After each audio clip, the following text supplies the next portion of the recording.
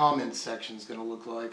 What's up, my wizards? Dev from SBMTG. Place down there, we got decks! Today, a fun detour from the schedule to celebrate Senator Sanders' recent win in the New Hampshire primary. Gotta do it now because I'm not sure there's gonna be any more primary wins to celebrate, but here's hoping I'm wrong. I know it's probably not the best idea to bring in political leanings into an MTG YouTube channel, but even if you think that I'm some kind of communist hippie libtard and you've already disliked the video, stick around because we got a burn deck for you here, and burn decks are cool. Conservatives like to burn things. I've actually been told that I look like a young, fat Bernie Sanders. I think it's because we both have weird hair. I've also been told that I look like Seth Rogen, like every day. Why play a burn deck in this standard though? I actually think it's entirely viable, and it punishes the use of fetch lands, which people are using a lot. And we've got like 7 one-mana ways of dealing with Jace like the turn he hits the board. Because we are sick and tired of losing to the 1% who can afford Jaces and fetch lands. And we can make a burn deck for like under $100 in this standard, which is fine, because I think Bernie would want it that way. I'm going to start with the spells first, not the creatures like I normally do. The spells are vital to a burn deck, so let's go ahead and do that, and I'll talk about those one-mana things that take out Jace first. We're playing 4 copies of Wild Slash and 3 copies of Fiery Impulse. 4 Wild Slash because I want to maximize the number of things that we can use to deal damage directly to them, which, as far as just these spells go, is something like 10 different spells. But all of our spells can burn them in some way or another, save for 1, which I'll get to in just a second. But honestly, obviously too, these are just very early game things that take out small creatures, which is what burn decks want to do. Or in case of Wild Slash, can hit them right in the face, which is really what burn decks want to do. Another 1-mana spell we're playing here is just 2 copies of Expedite, and there are multiple reasons for doing that. Works really well with pretty much all of our creatures, except for Monastery Swiftspear, but we'd still get the prowess trigger off of it. That's cool, we still draw the card. But we've got Abbot of Keral Keep in the deck, we've got Chandra, obviously Fire of Kaladesh in the deck, and Expedite works really well with Chandra, Fire of Kaladesh. Really super duper well. It even works kind of well with Goblin Dark Dwellers, you know. You play your Dark Dwellers, you can make your Expedite free, draw a card, and give the Dark Dwellers themselves haste. So that's pretty cool synergy there too. We're playing 3 copies of Oath of Chandra in the deck. This is sort of our lightning strike. I'm not adverse to like putting some dragons in the deck, maybe just like 4 Thunderbreak and maybe 1 Avaricious Dragon, and putting in Draconic Roar. That's a good card too. But because we're playing a lot of copies of Chandra Fire Kaladesh in the deck, which is the right path to go down. We'll talk about that in a minute. But because we're playing so many of her, I think Oath of Chandra is the better card. We get that extra 2 damage when we flip a Chandra, which actually is really important, it turns out.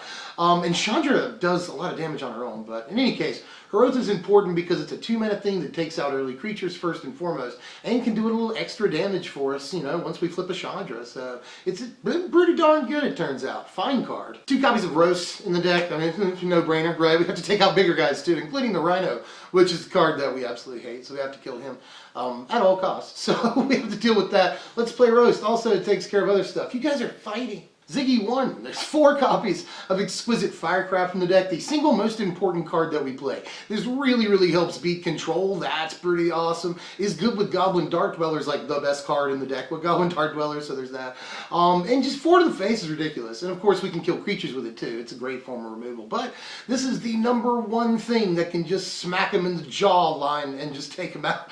Like honestly, Exquisite Firecraft is going to win you a lot of games. It is the burn card in the deck, and the whole reason I think that a burn strategy is even really viable. We didn't have this card in the format, we'd be more or less done as far as this goes. But the card makes the whole thing viable. 2 copies of Touch of the Void in the deck. This is just another thing we can squeeze in that can hit them in the face. That's important. And it can take out Hangerback Walker without it splitting into a bunch of tokens, which is actually kind of important in this format. Bye, Ziggy. Love you. But that's important. But just the fact that it hits them in the face is another reason I want the card. There's just not really a ton of options in Standard for that right now, and this is one of the better ones, especially considering that it can do other stuff, you know. Killing Hangerback Walker is a big deal. And dealing with some creatures forever, you know, exiling them is actually a big deal. We've got, you know, Den Protectors and Tassigers in the format, and Deathness Raptors in the format, you know, really good against that too. So yeah, Touch of the Void is actually pretty fine. And finally, just 1 copy of Fall of the Titans in the deck. I was a little wary of it at first, but the card has actually been good when you do see it. If you can just cast like a 1 or 2 mana thing and then Fall of the Titans for 3 or 4 late game, that's actually a pretty good play, taking out one of their better guys and hitting them for 4 right in the kisser. So Fall of the Titans has been good, but I really wouldn't want to go more than 1, and I'm always a sucker for a 1 of X spell. I'm a fan of that. So, and this burn deck runs a slightly higher curve than a lot of burn decks do. You know, we've got to get to 5 high for Goblin Dark Dwellers. So something, we run 24 lands, that's like 2 more than a lot of burn decks, or even in like Legacy, way more than a lot of burn decks. So, the fact that our curve is a little bit higher, we can cast bigger Fall of the Titans late in the game, and that actually can be really good. We're playing 15 creatures in the deck, and I think all of them are sort of, no-brainer creatures. Starting with 4 copies of Monastery Swiftspear, which people are calling like the best red creature in Magic. It's just entirely possible. She's about to exit Standard, but she's still going to be a staple in Modern and Legacy. Her price will go up, very likely, as the years go on. She's going to be a tougher card to get. Monastery Swiftspear is just ridiculous. Absolutely dumb. We're playing a lot of 1-mana stuff and 2-mana stuff in the deck. So Monastery Swiftspear is crazy. Can do a lot of damage over the course of the game for us. We play her turn 1, she can really dole it out over the course of the next 3 or 4 turns. 4 copies of Abbot of Keral keep for, obviously, right? It's just probably one of the better creatures we could play, and still stay around budget, Play 4 of these and still stay under $100 pretty easily. But Abbot works really well with Expedite. I've already mentioned that. 3rd turn, Abbot into an Expedite, give the Abbot haste, swing 3, draw a card. That's not bad. But also with just like Wild Slash and pretty much anything that we're running, because our highest curve is 3 in just the spells. So, pretty cut and dried here. You play Abbot of Keral Keep. Why wouldn't you do that? 4 copies, full playset, hear me out, of Chandra Fire Kaladesh. In this deck, you actually totally want this. First of all, obviously, you can have a Planeswalker Chandra and the creature version of Chandra out on the battlefield at the same time, which can lead to, you deal 3 damage in 1 turn with the creature version of Chandra, you deal 2 damage with the Planeswalker Chandra. When you flip the creature version of Chandra, you get rid of the one you've already used, and you can deal another 2 damage. That's 7 damage in 1 turn. It happens more reliably than you might think, especially considering we're playing 4. We're playing so many small spells in the deck, low-cost things. We can flip this relatively easily. We have Expedite to help us flip it. Helping us draw that card is a big deal. And we're playing Sea Gate Wreckage in the land base, and that'll help us, drastically help us, draw some cards so that we can more easily flip a late Chandra. But having 4 copies is great, especially with Oath of Chandra too. That'll give us more chances of dealing that 2 damage when we flip a Planeswalker. So I'm totally down for playing all 4 copies in the deck. I'm totally serious. Not to mention too, that she's a lightning rod and she can get removed fairly easily, so 4 copies makes a lot of sense. And we're playing 3 copies of Goblin Dark Dwellers to finish off the main deck here. Dark Dwellers is just, again, super obvious, right? We're playing everything from Exquisite Firecraft on down, so we're guaranteed to get an amazing target once we do play our Dark Dwellers. And I'll play all 3, and I thought about playing a playset, but I just don't want to go, I don't want to risk this being dead in the hand. We're playing 24 lands, which is enough to get to 5 pretty reliably, don't get me wrong, but I just don't want this clogging up my hand, But once we can play it, if we play one turn and then another the next turn, that can actually be pretty good. But I just didn't want to go the full 4 of here.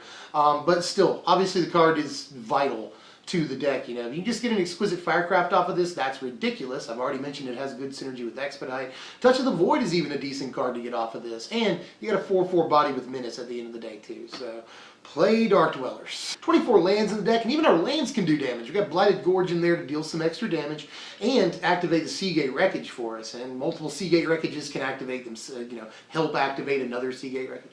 So Sea Gate Wreckage is, I've already mentioned this, but just an amazing card for the deck. Burn runs out of options and really sort of needs to replenish its hand very quickly. By the 5th, 6th turn, we'll just be completely out of cards, sometimes by the 4th turn even.